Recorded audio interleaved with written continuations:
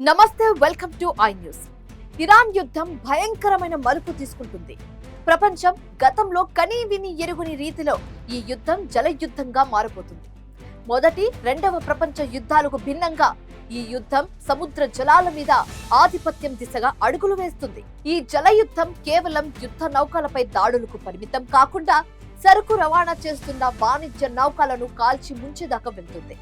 America, Iran ప్రత్యర్థి దేశాల యుద్ధ నౌకలను పేల్చేస్తున్నాయి. ఇప్పటికే 16 యుద్ధ నౌకలు కాలి పూర్తయిపోయాయి. హర్ముజ్ జలసంధి ద్వారా ప్రయాణిస్తున్న భారత యుద్ధ నౌకలకు ఎలాంటి ప్రమాదం పొంచిలేదు. ఇప్పటికే భారత్ కు వస్తున్న థాయిలాండ్ వాణిజ్య నౌకపై దాడి జరగడం ఆందోళనకరంగా మారింది. అత్యంత భయంకరమైన జల యుద్ధానికి రంగం సిద్ధమైంది. సముద్ర జలాల్లో యుద్ధ నౌకలు, వాణిజ్య నౌకలు పేలిపోయే పరిస్థితి వచ్చింది. అటు అమెరికా, ఇజ్రాయెల్, ఇటు ఇరాన్ ఎవరికి వారు సై అంటే సై అనడంతో హర్ముజ్ జలసంధి నీటి యుద్ధానికి వేదికైంది. ఇప్పటికే 13 నౌకలపై దాడి జరిగింది. అపార ప్రాణ, ఆస్తి నష్టం జరిగింది. యుద్ధ నౌకలే కాకుండా కనిపించిన నౌకను కనిపించినట్లు పేల్చివేసే ప్రమాదం ఉండడంతో వాణిజ్య నౌకలు కూడా అగ్నికి ఆహుతయ్యే పరిస్థితులు ఏర్పడ్డాయి.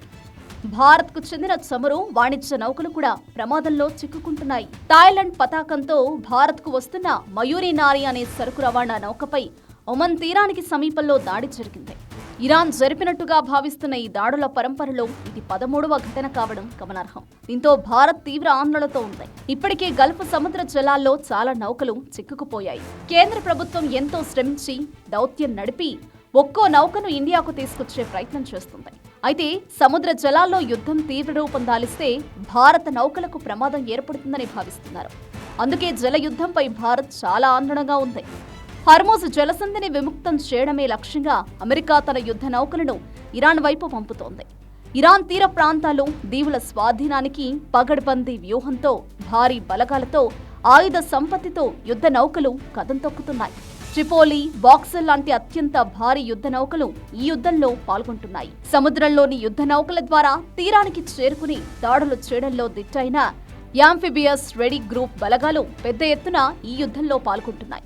తక్కువ ఎత్తులో ప్రయాణించి యుద్ధ నౌకలు తీర ప్రాంతంలోని ప్రత్యర్థులను హతమార్చే A-10 విమానాలు, అపాచే హెలికాప్టర్లు కూడా రంగంలోకి దిగాయి. ఇప్పటి వరకు ఇరాక్లో తిష్టవేసిన అమెరికా సైన్యం కూడా ఇరాన్ తరలిపోతున్నాయి. హర్ముజ్ జలసంధిని విముక్తి చేసే విషయంలో అమెరికాకు ఇతర దేశాల నుంచి మద్దతు పెరుగుతోంది. ఎందుకంటే హర్ముజ్ జలసంధి ద్వారా చమురు సరఫరా ఆగిపోవడం అన్ని దేశాల మీద ప్రభావం చూపుతోంది. ప్రపంచ ఆర్థిక వ్యవస్థనే చిన్నాభిన్నమయ్యే పరిస్థితి వచ్చింది.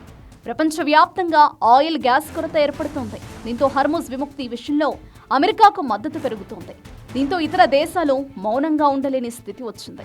హర్ముజ్ విముక్తి కోసం వివిధ దేశాల నౌకల భద్రత కోసం తీసుకునే చర్యల్లో కలిసి వస్తామని ఇప్పటికే France, Britain, Germany, Canada, Japan దేశాలు సంయుక్తంగా ప్రకటించాయి. దీంతో అమెరికాకు బలం బాగా పెరిగింది. మరోవైపు హర్ముజ్ పై పట్టు సాధించి అమెరికాను దారికి తీసుకురావాలని ప్రయత్నిస్తున్న ఇరాన్ కూడా జల యుద్ధానికి సిద్ధమే అంటుంది. ఇప్పటికే చాలా నౌకలపై దాడి చేసింది. అమెరికా నాయకత్వంలో జరిగే దాడులను సముద్రం మార్గం ద్వారానే తిప్పికొడతామని ఇరాన్ చెబుతోంది. దీంతో అమెరికా, ఇరాన్ యుద్ధం కాస్త జల యుద్ధంగా మారడం ప్రపంచానికి అత్యంత ప్రమాదకారిగా మారుతోంది. ఇప్పటి వరకు గగనతలం ద్వారా తలపడిన దేశాలు ఇప్పుడు సముద్ర జలాల్లో తాడో పేడో తేల్చుకునేదాకా పరిస్థితి విషమించింది. మొదటి, రెండవ ప్రపంచ యుద్ధాల్లో కూడా ప్రత్యర్థి దేశాలు ఎక్కువగా వైమానిక దాడులు, క్షిపణులు, బాంబుల ప్రయోగం ఆకాశ మార్గం ద్వారానే జరిగాయి. కానీ ప్రస్తుత ఇరాన్ యుద్ధం మాత్రం యుద్ధ నౌకల ద్వారా జరుగుతోంది.